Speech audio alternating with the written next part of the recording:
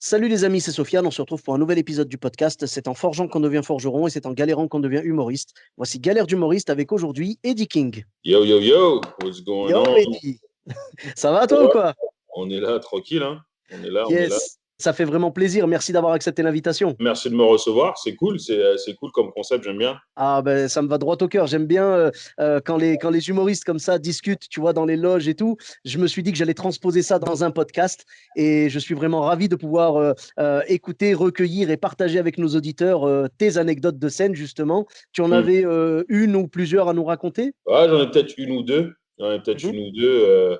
Ouais, en fait, tu sais, nous, les galères, la plupart d'entre nous, les galères d'humoristes qu'on a, en tout cas, nous, ici, à Montréal ou au Québec, c'est souvent, ça arrive dans ce qu'on appelle les shows corporatifs, les shows corpos. Et je sais pas, j'ai comme l'impression que c'est pas quelque chose qui est très répandu en France parce que, en fait, les shows corpos, c'est simple, c'est des entreprises qui font mhm. soit des congrès, des conférences, des choses comme ça, ou bien des soirées de Noël. Et pour divertir les employés et tout, bah, ils décident de faire un spectacle. Tu sais, soit des fois, ils invitent de la musique, soit ils invitent, voilà, un groupe de musique ou un DJ ou quoi que ce soit.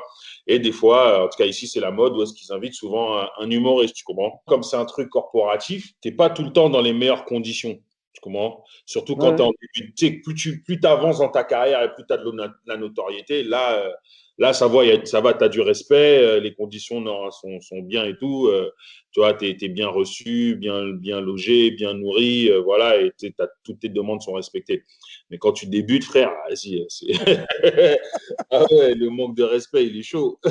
Ouais, mais je comprends. Ben, tu vois, les shows corporatifs, il y a beaucoup d'humoristes québécois surtout qui m'en ont parlé. Et c'est vrai qu'en France, il y en a un petit peu moins. Il y en a quand même, hein. Je le rappelle pour les auditeurs qui n'ont pas écouté les autres épisodes. Ce sont les shows pour, donc quand on joue un spectacle pour un comité d'entreprise. Et le truc, c'est que c'est pas très répandu, tu as raison. Mais c'est parce que j'ai l'impression que ça se fait plus un petit peu sous le manteau, quoi. Tu vois, genre vraiment discrètement et tout. Et ce ne sont pas les humoristes débutants ou semi-pro qui le font. Ce sont quasiment uniquement les confirmés, tu vois. C'est-à-dire, ils vont carrément débourser des dizaines de milliers d'euros pour avoir une soirée spectacle avec, je sais pas, Gad Elmaleh. Selig m'a raconté une anecdote où il en avait fait un aussi. Tu vois, voilà, c'est des mecs établis, en fait, qui vont faire ça. Et Mm. en général, ça se passe mal pour tout le monde, hein, que ce soit au Québec ou en France. Parce que Ouais, comme tu l'as dit, voilà, les conditions sont pas bonnes. Parce que même si on te met les conditions matérielles, c'est-à-dire que tu demandes telle chose, tu les auras, il n'y a pas de souci. Par contre, pour choper l'attention du public d'un show corporatif, là, c'est très compliqué, je pense. ça Ouais, paye mais très très bien, tu comprends c'est très très voilà, bien. c'est le seul avantage. Et je pense que c'est la seule raison pour laquelle les humoristes continuent de le faire, c'est que vraiment, c'est payé, mais on va dire, enfin, je pense que ça doit être payé peut-être 10 ou 15 fois plus qu'un show classique, quoi, peut-être. Ouais, Et allez, 10 fois, on va dire 10 fois. Et en fait, tu vois, c'est ce qui rend les conditions difficiles, c'est que quand tu arrives dans le truc, souvent, ils t'invitent à faire un spectacle dans un endroit qui n'est pas propice à un spectacle d'humour, tu vois. Parce que beaucoup de gens, ils ont dans l'idée que l'humour, ben, vu que tu racontes des blagues, ça peut aller partout. Mais si dans une salle de banquet, vas-y, le plafond, il est haut, les tables, elles sont espacées, tu es Ouais. t'es sur la piste de danse, puis il y a comme 3-4 mètres entre les premières tables et tout. Ça résonne, le système de son, il est pas équipé pour ça. Tu vois, des fois aussi, avant ça, ils ont fait un tirage au sort pour gâter. Il y avait comme une espèce de tombola avant. Et après, les gens ne calculent pas, ou les gens, c'est pendant qu'ils sont en train de manger que tu dois faire le truc. Toutes ces conditions-là font en sorte que, quand tu y vas, c'est la guerre. Maintenant, ça te forge en tant qu'humoriste, tu vois, parce que tu auras vu toutes les conditions. Il y a un truc que moi j'ai appris. Il y avait une fois où est-ce que j'avais fait la première partie d'un humoriste américain qui s'appelle Donald Rawlings. Ok. Ah, Donald Rawlings, oui, c'est celui qui travaillait Ouais, avec Dave Chappelle sur le Chappelle exactement. Show. Exactement, Wow. qui sont sur Chapelle Show. So, j'avais ouvert pour Donald Rawlings et puis on était plusieurs. Et la plupart d'entre nous, j'étais le seul gars de Montréal. Les autres gars, c'était des collègues à moi de Toronto. Il y avait Trix, il y avait Jean-Paul et tout, tu comprends? Mhm. Et c'était des promoteurs. C'est pas un corpo, mais c'était un peu comme un corpo, tu vois. Ça D'accord. faisait l'ambiance des corpos parce que c'est des promoteurs de Montréal qui avaient décidé de faire le spectacle en profitant qu'il était déjà en ville pour le festival Juste pour rire. Mais comme il y a déjà beaucoup de spectacles en même temps, tu comprends? Oui. Je pense qu'entre autres, Chappelle était là. Je pense que le même soir, il y avait Bill Burr qui faisait je ne sais pas combien de shows genre la même soirée. Donc, remplir cette salle-là, c'était compliqué, tu vois. Mhm. Funny enough, il y avait il n'a pas joué, mais Donnell Jacksman était là ce jour-là aussi. On était ensemble, on avait été ensemble ce soir-là, tu vois. D'accord. Et la salle, c'était à l'Olympia. Et l'Olympia, normalement, ça prend 1000 et quelques personnes, tu vois. Et il y avait Mhm. genre 200 personnes avec des tables en mode cabaret, tu vois. Donc la salle, elle avait l'air vide. Et c'est ça qui donnait un peu l'ambiance un peu corpo. Et en fait, tous les gars qui sont passés avant, et je te dis, c'est des tueurs, quoi, tu vois. On a tous galéré de ouf, tu vois. Hey, Jean-Paul, c'est un vétéran. Franchement, moi, mes premières armes, c'est grâce à Jean-Paul. Entre autres, Jean-Paul, il tourne et il écrit pour Russell Peters. Ah oui, il a des choses sur Netflix, il a joué dans le monde entier ce mec-là. Et donc oui, si c'est quelqu'un qui est OK pour lui, ça montre un peu Ouais, que c'est quelqu'un qui tient la route et qui a du métier enfin, qui a de la bouteille, quoi. non, non, Jean-Paul, à mes débuts, il m'a beaucoup mentoré. En plus, c'est marrant parce qu'il s'appelle Jean-Paul, mais il a rien de français. Il parle pas un mot de français. C'est un Trinidadien et il s'appelle Jean-Paul. D'accord. Ah ouais, c'est bizarre. Ouais.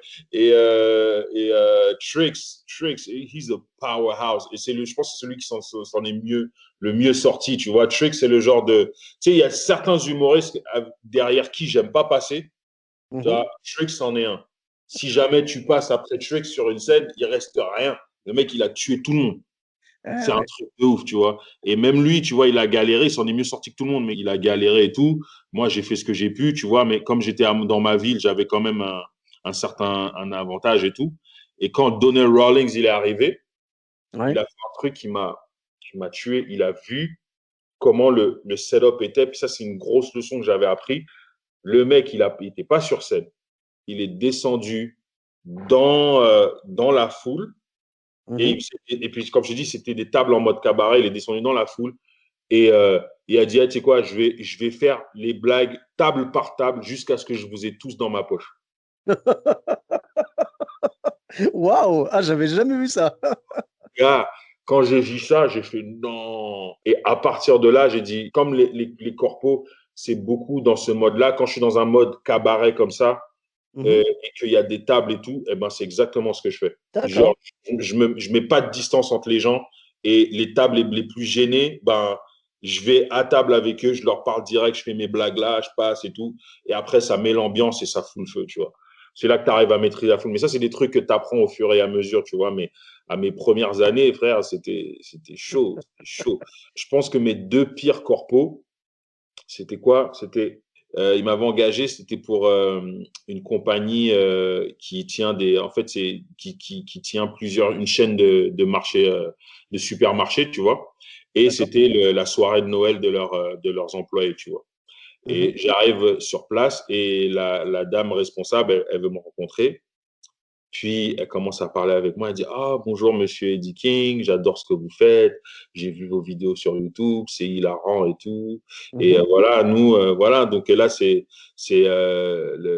le party de Noël de notre compagnie. Mais nous, écoutez, on n'appelle pas ça un party de Noël. On appelle ça un party du temps des fêtes parce qu'on respecte les gens et leur religion et on sait que c'est pas tout le monde Ah, qui fêtent Noël. Donc, on a ce respect-là et on les appelle, on appelle ça un party du temps des fêtes. Et là, d'accord. je dis, OK, alright. Même réaction que toi, je fais, OK, alright. Puis, Ouais. on me dit, Genre, ça a l'air bienveillant, quoi. ouais, voilà, tu vois.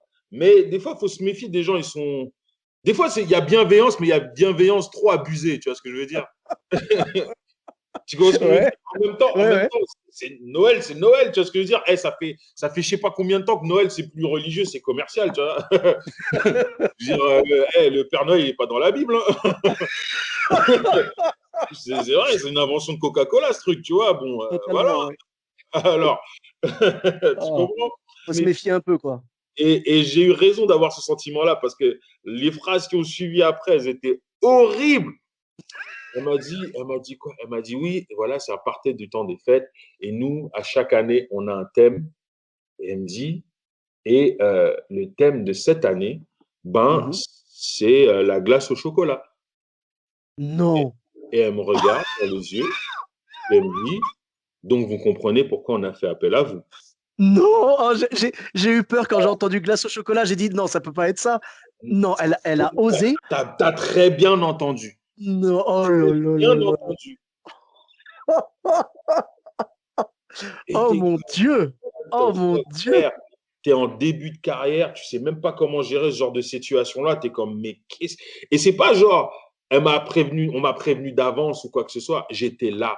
Je montais sur scène, genre 10-15 minutes après. Et ça s'arrête pas là. La meuf, elle m'a dit quoi? Elle me dit, Elle me dit, elle me dit, elle me dit, ouais, donc là, donc vous savez pourquoi on a fait appel à vous? Et là, moi, comme un crétin, genre, je fais, bah, pas comme un crétin, mais juste pour être sûr que j'ai bien entendu, je dis non, pourquoi? Et tout excité, elle me dit, eh ben, vous êtes le chocolat de la soirée. Oh, Frère, je suis comme, mais oh, non, gars, c'est quoi ça? oh Elle dit, là là. le chocolat de la soirée. Et après, elle me dit, mais j'ai déjà tout préparé et tout. Elle dit, je vais vous présenter sur scène. Et quand vous allez être sur scène, vous allez être caché derrière. Elle avait fait comme une grosse boîte en carton une réplique d'une boîte de chocolat Lindt.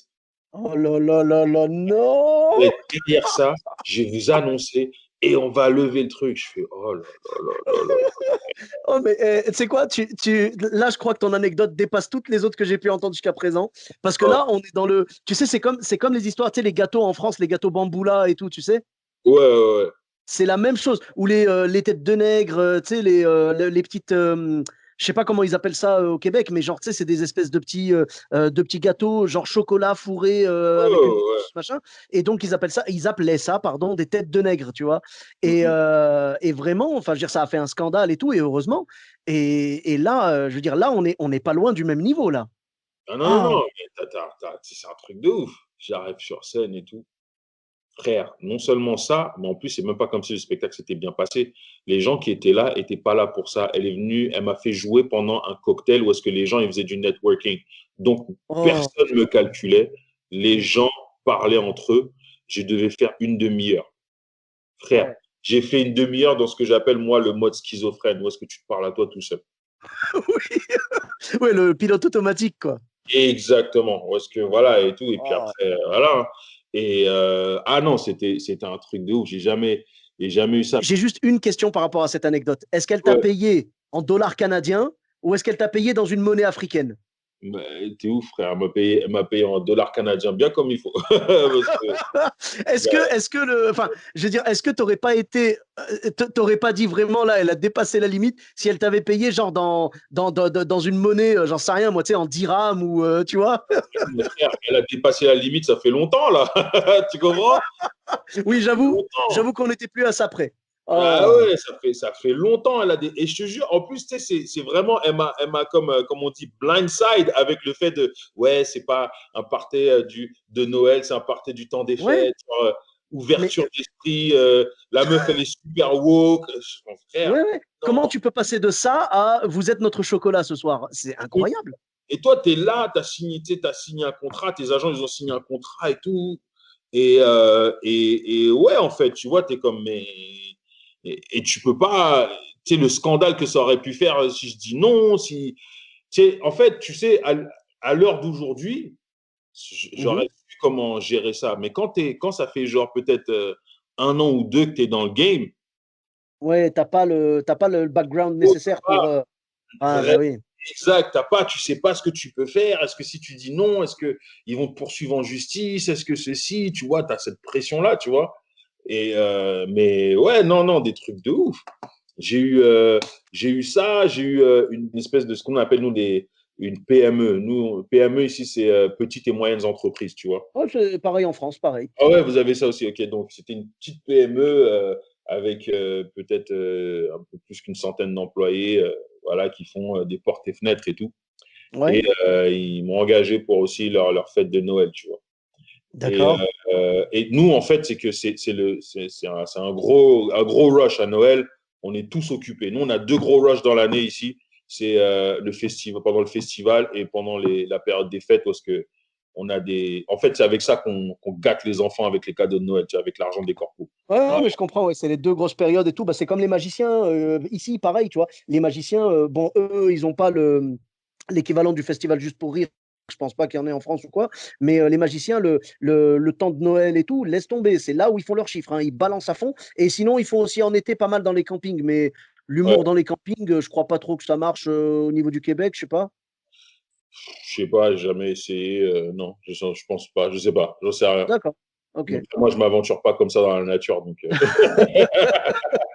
Ah, mais j'avoue, ouais. Et donc, ouais, donc euh, il faisait des fenêtres. Bon, ça va, là, il n'y avait pas d'histoire de glace au chocolat, au moins. attends. Là, Oh là. j'arrive là et les deux responsables, elles viennent me voir, me dire, ah, Monsieur King, on est vraiment content de vous avoir ici. Ça fait vraiment plaisir, on vous trouve vraiment drôle et tout. Et voilà, alors je vous explique, c'est ça, elle m'explique un peu le déroulement de la soirée, comment ça va se passer et tout. Et après, elle Mhm. me dit quoi? Elle me dit, bon, là, je veux juste vous prévenir que notre patron, il est un peu raciste. Ouais, un petit peu raciste. Je sais pas c'est quoi qui est le plus drôle. Est-ce que c'est le mot raciste ou c'est le mot un peu? Alors pourquoi c'est moi que vous avez pris? Elle me dit non, mais en fait, c'est que je vous explique, c'est des blagues un peu bizarres qu'il fait. Il est un peu raciste, il est un peu homophobe et un peu misogyne. Oula. Ah oui, joli cocktail. Voilà, et là j'ai été OK. Elle dit mais écoutez, genre ça devrait bien aller. Voilà, c'est juste un mec, c'est un bouffon qui fait que des blagues racistes tout le temps. Voilà, mais il fait le bouffon un peu, mais voilà, tu vois, il est pas méchant. Je dis, regarde, je suis déjà là. C'est un beauf, quoi, comme on dit en France. Voilà, exactement. J'arrive, je commence une blague, rien. Deux blagues, rien. Trois blagues, rien. Les gens, ils me regardent les bras croisés. Mais de Oh ouf, là là. les bras croisés, genre, voilà quoi. Et Ouais. au final, là, je dis, hey, tu sais quoi, si c'est ça, je regarde le patron, je fais, alors comme ça, vous êtes un raciste. Tout le monde commence à rigoler de ouf et tout. Et là, je commence à le tailler. Et pendant une demi-heure, j'ai fait que ça. Je l'ai enchaîné Ah, une demi-heure. Et en tu l'as fait, roasté. exact. Et c'est ça que le public voulait. C'est pour ça qu'ils étaient si quiet et qu'ils m'ont pris moi. Parce qu'eux-mêmes, ils en ont marre de. Ah. Et ils me disaient des trucs de ouf. Ils me disaient des trucs. Comme ça, le raciste, il disait ouais, ouais, je suis raciste, mais pas contre les Noirs et moi, c'est les musulmans. Si je suis pas capable. Il a sorti de je suis pas capable. Après, j'ai commencé Oh. à lui faire des trucs genre, ouais, vous avez une fille, ouais. Il dit, ah, moi, je vous dis, elle va vous ramener un musulman. Ah, soyez prêts, hein, et tout. Machin et Oh tout. là Ah là. ouais, et je commençais à l'enchaîner, tout ça. Donc le mec, il était donc raciste, homophobe, misogyne, islamophobe. Donc le mec, vraiment, il collectionnait la totale. Il vend des fenêtres, hein, tu m'as dit. Ouais. Voilà. Est-ce qu'il y a possibilité, tu penses, d'acheter une fenêtre, mais pour le faire passer à travers? Je te jure, on aurait dû, en fait, tu vois. Ah, moi, Mais, je suis chaud. Ma parole, je la finance, la fenêtre. C'est pas un souci. et en fait, Oh, au final, c'était bon délire parce que moi, ça m'a fait plaisir de ouf de l'enchaîner comme ça. Et lui, en fait, il se prêtait au jeu, il rigolait de ouf. oh. Il rigolait de ouf. Le public aussi, je pense qu'ils étaient contents. Ouais, comme tu as dit, ils attendaient que ça. Donc, tu Ouais. leur as servi. En fait, toi, c'est-à-dire que tu as pu dire tout ce que eux ne pouvaient pas dire parce que eux, ils peuvent se faire virer. Toi, tu as un contrat, tu joues et puis tu t'en vas, quoi. Exactement, exactement. Ah Oh. ouais, donc je pense que c'est les deux corpos les plus mémorables que je peux avoir parce que le reste, franchement, je t'avoue, on essaie d'oublier, hein. On essaie d'oublier. Mais je te dirais que là, avec le confinement, les corpos en mode virtuel, ça marche Mhm. de ouf. Oui, oui, oui, j'en ai parlé avec quelques humoristes. Ils m'ont dit que carrément, des fois, ils jouaient dans des théâtres vides et que les gens les voyaient sur scène et tout, donc Ouais. à travers l'écran de leur ordinateur. Ça va, pour moi, c'est moins grave que de jouer dans son salon en pyjama, tu vois. Non, mais en fait, moi, je préfère encore être dans mon salon et je joue en pyjama, je te jure. Ah ouais, vraiment? Frère, t'arrives et tout. Ouais, Si oui. si les gens ils font les bouffons, tu mets mute, tu les entends pas, tu te mets en pilote automatique. Au bout d'une demi-heure, t'as fini, tu retournes à regarder Netflix normal. Ouais, non, bah, je comprends, mais si tu veux, on va perdre quelque chose. Moi, c'était Martin Vachon, que tu connais certainement. Ouais, en plus, j'étais avec lui samedi dernier, on avait un show ensemble. Ah, il est génial ce mec. On a fait un épisode ensemble et il m'a raconté qu'il avait joué justement. Du coup, il avait fait des corpos sur Zoom et tout, en pyjama et tout. Enfin, je veux dire, vraiment, moi, ça m'a choqué sur le moment. Mais c'est vrai que quand t'as pas le choix, t'as pas le choix. Mais je pense que tu vas te priver d'une partie de l'attention des gens parce que quand tu es sur scène et que tu es dans une vraie salle, même si les gens sont pas physiquement avec toi, au moins, c'est comme si c'était un DVD, tu vois. Alors que là, tu leur délivres quelque chose avec un fond derrière qui n'est pas neutre. Il y a peut-être tes enfants qui vont passer derrière toi et tout. On va entendre, je sais pas, moi, le chien qui aboie, tu vois. Bah, dis-toi que, ok, pour les spectacles normaux, c'est-à-dire comédie club, théâtre et tout, je suis totalement d'accord avec toi. Il n'y a rien qui remplace ça. Tu vois. Mhm. Et quand ça vient au corpo, je te promets qu'un corpo, quand c'est en virtuel, c'est dans des meilleures conditions que quand tu le fais en vrai. C'est ça, Ah, c'est à ce point-là que les corpos, c'est horrible. ah oui, d'accord. Ok. Ah oui, donc Ouais, ouais. c'est Voilà, l'inverse du spectacle vivant classique, quoi. exact. Et moi, honnêtement, pendant la période des fêtes, même si c'est le rush pour tout le monde, j'essaye de ne pas faire plus que 4, 5 corpos à la fois. Même encore là, 5, je vais t'épuiser mentalement, tu vois. Là, Mhm. cette année, j'en ai fait comme 18, je crois. Waouh! Ah oui, J'ai fait d'accord. 18. Et je les enchaînais un par un. Et je suis chez moi, frère. Ah oui, d'accord. Ah Et ça ouais. va, du coup, ouais, bonne expérience, quoi. Ouais, ouais. Et tu sais ça m'a aidé parce que ce qui m'a aidé, du moins, c'est Phil Roy. Je sais pas si tu as déjà entendu parler de Phil Oui, Roy. bien sûr, on a fait un épisode ensemble. Voilà. Et Phil, en fait, il avait fait Oui, le Wi-Fi Comedy Club. Comedy Club. Et ça, c'est la première fois que j'avais joué en virtuel. Et franchement, ça m'a aidé à pas sombrer dans la dépression de ouais, vas-y, confinement, on peut pas jouer. Ouais, je comprends. Tu vois ce que je veux dire? Ça m'a donné une alternative. Et ce que je trouve dommage, parce que quand je parlais avec les collègues français et tout, Mhm. euh, j'ai l'impression qu'ils ne sont pas prêts à faire ce move-là. Genre, et en fait, c'est pas juste les collègues français, les collègues américains aussi, ils sont pas enclins à faire ce move-là du virtuel. Et on dirait que c'est que les Québécois, on dirait que je connais, qui ont vraiment genre su tirer leur épingle du jeu en faisant beaucoup de virtuel. Bah, c'est vrai que le virtuel, c'est pas quelque chose qui nous vient à l'esprit facilement, mais je pense que dans les bonnes conditions, c'est possible de faire du bon virtuel. Par exemple, Mais les euh, bonnes conditions, t'es chez toi, frère. T'es chez toi. C'est ça les bonnes conditions. T'es chez toi, mon gars.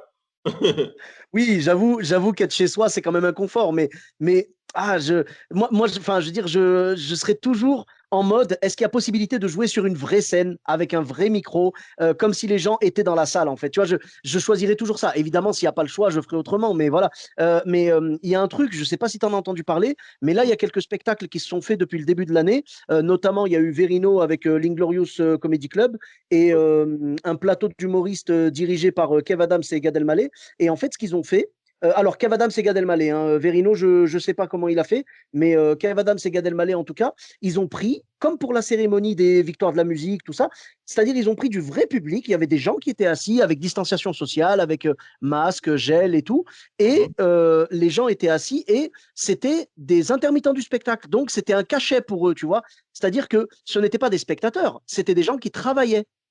Mmh. Et l'avantage, c'est qu'après, ils ont filmé le spectacle avec de très bonnes conditions, je ne sais pas combien de caméras et tout. Ils ont fait ça propre. Et il y a eu, je ne sais pas moi, tu vas peut-être avoir, je ne sais pas, 40 000 personnes. Bon, quand t'es Gad Elmaleh, évidemment, tu vois. Je veux dire, tu vas peut-être avoir 40.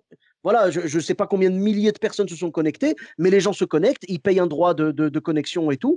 Ils se connectent et ils voient le spectacle. Non seulement ils voient le mec sur une vraie scène et tout, mais ils le voient devant du vrai public.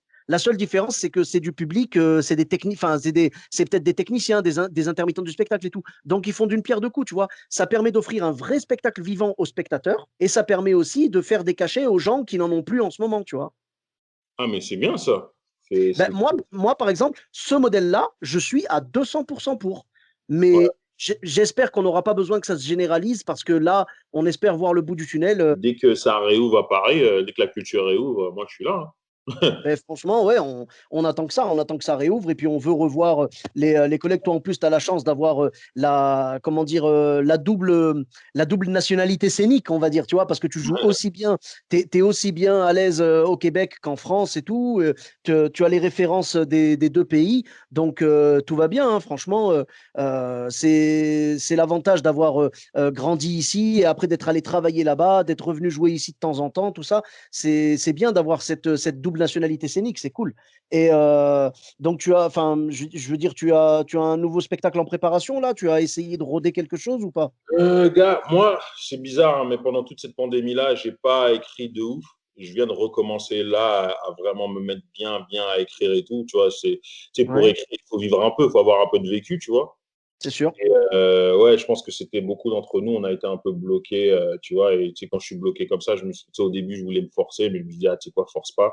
Parce que c'est déjà, si tu commences à te mettre de la pression comme ça, déjà mentalement, c'est compliqué Mhm. de se préserver, tout ça. Donc, ne te mets pas cette pression-là. Donc, voilà. Mais là, j'ai recommencé à écrire. Du fait que je suis parti au bled, ça m'a permis d'avoir un peu ce recul-là et de pouvoir me remettre à écrire, quoi. D'accord, mais c'est bien d'avoir pu te ressourcer un petit peu. Et puis, de toute façon, quand tu es humoriste, quand tu es stand-upper, dès que tu vas quelque part dans un nouvel endroit, tu as forcément des blagues qui te viennent et tout. Donc, moi, je pense que ça va te permettre d'avoir du matériel frais, tu vois, Ouais, même si tu joues encore ton matériel validé, c'est normal. Mais je veux dire, ça va te permettre d'avoir quelques petites touches de frais dans un matériel déjà testé. exactement. Puis en plus, le pire, c'est que c'est même pas comme si j'ai écrit du matériel par rapport au voyage. J'ai écrit du matériel juste parce que j'avais les idées plus claires.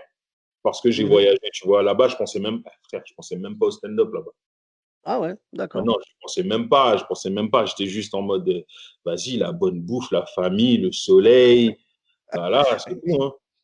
Ah, c'est bien d'avoir pu profiter comme ça. Moi, je sais que là, le Maroc, tu vois, moi, je suis marocain. Le Maroc, là, j'ai pas pu y retourner depuis 2019, du coup, et ça me manque terriblement, vraiment, Ouais, mais le Maroc, c'est pas terrible aussi, là. Non, je rigole. hein. Ouais, vraiment, t'es pas cool. On avait commencé sur un podcast sympa. On- les humoristes, j'aime bien discuter avec eux et tout. Tu termines sur une guerre diplomatique, Je là. Comment te tu veux jure. qu'on Ah fasse? ouais, le Maroc, bof, hein, franchement. Eh ben, écoute, moi, je sais que toutes les personnes qui sont allées au Maroc, et t'as peut-être déjà joué là-bas aussi, parce qu'il y a pas mal de Français Non, qui vont jouer là-bas. non, Hmm. pas encore. Je suis passé au Maroc une fois en escale. Ouais, J'avais croisé Rachid Badouri, qui s'est croisé à l'aéroport et tout. Moi, je faisais une escale d'une journée et tout. Donc, c'est la seule fois que j'ai été au Maroc.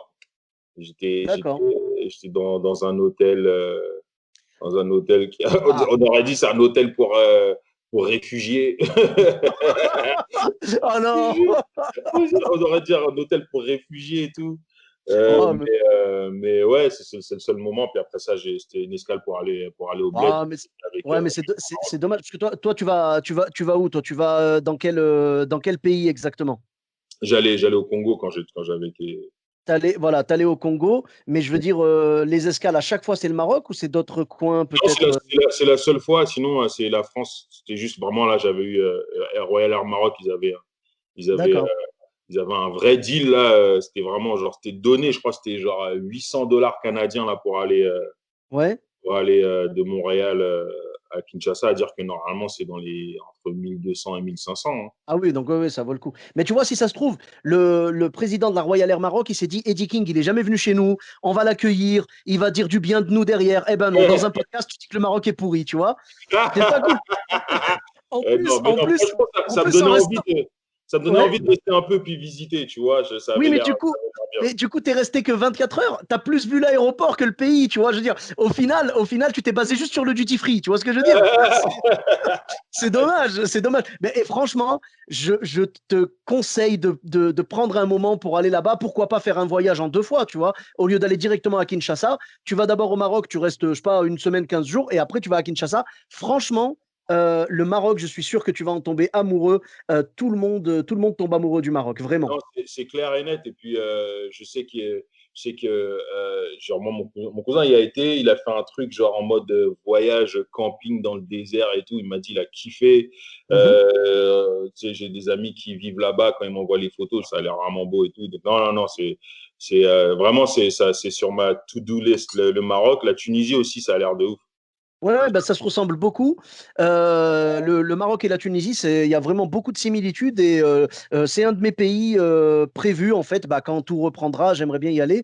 Et d'ailleurs le Congo également, hein, parce que je voulais aller jouer là-bas et tout. J'ai quelques contacts là-bas pour essayer d'aller jouer. Je pense, enfin, j'aimerais bien faire un kiff vraiment. Ce serait d'aller faire des scènes un petit peu dans les pays comme la Côte d'Ivoire, comme le Sénégal, tout ça, le Congo, parce que il y a vraiment une vraie vie de l'humour là-bas.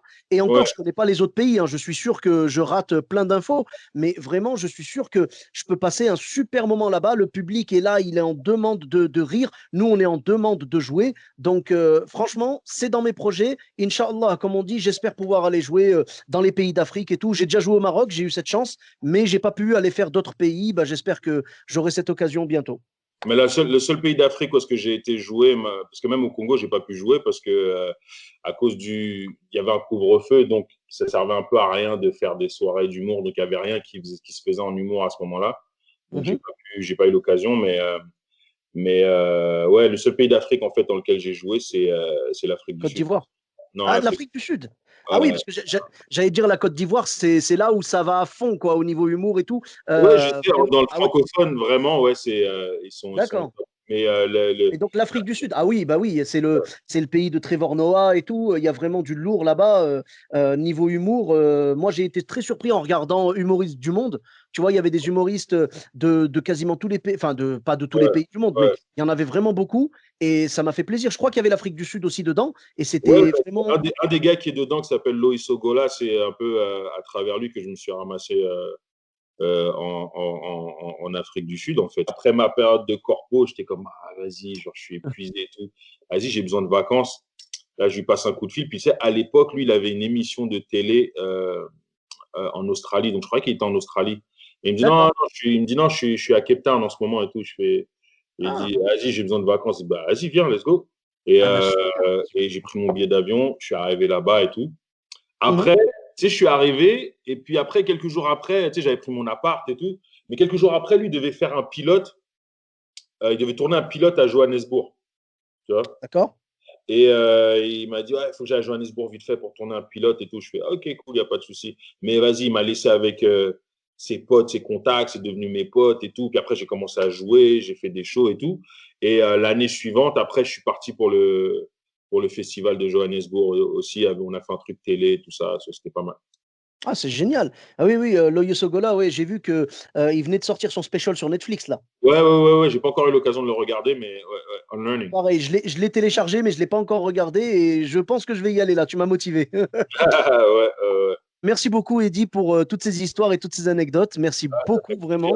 Le plaisir était partagé. Merci d'avoir partagé ça avec nous. Donc, où est-ce qu'on peut te retrouver sur les réseaux sociaux? ah, c'est simple, c'est Facebook, Instagram. Facebook c'est Eddie King ou I Love Eddie King. Et Instagram, c'est I Love Eddie King. C'est vraiment ça. D'accord, ok. Tu as une chaîne YouTube ou Twitter? Je suis pas sur Twitter parce que Twitter, c'est une sauvagerie. je, C'est vrai je suis sur que Twitter, mais sans être sur Twitter. Pour de vrai, je regarde des fois les embrouilles qu'il y a sur Twitter. Je fais, vas-y, laissez-moi tranquille. Je suis j'avoue que c'est le sur, mal. Ce réseau-là, c'est le mal. ah non, c'est trop, c'est trop. Je suis sur, mais je suis sur Clubhouse par contre. Clubhouse, je suis souvent là. Ah, Ouais. Clubhouse, d'accord, ok. Oui, c'est le nouveau truc. J'en ai entendu parler l'autre jour et malheureusement, je ne peux pas encore y accéder parce que je ne fais pas partie de la caste des gens qui possèdent un iPhone. Ah, bah voilà, c'est ça. Et tu vois, je suis pas riche, hein, je suis désolé, hein, donc voilà, tu auras appris deux choses sur les Marocains, hein, c'est que le pays est pourri et qu'on n'a pas d'iPhone. Voilà. N'importe quoi. Bon, en tout Mais, cas, merci merci beaucoup en beaucoup. tout cas. Avec grand plaisir. Donc, je mettrai les liens dans la description. Tu as un site officiel peut-être? Ouais, c'est eddieking.net. Ok, bah, je mettrai ça alors également. Pour ma part, vous me retrouvez sur tous les réseaux sociaux, Sofiane Etaï, E de TAI, sur Facebook, Twitter, YouTube, Instagram et TikTok. N'hésitez pas à laisser 5 étoiles et un commentaire sur Apple Podcast et sur Podcast Addict. Je vous dis à très bientôt pour un nouvel épisode. Bis à tous, même à toi là-bas.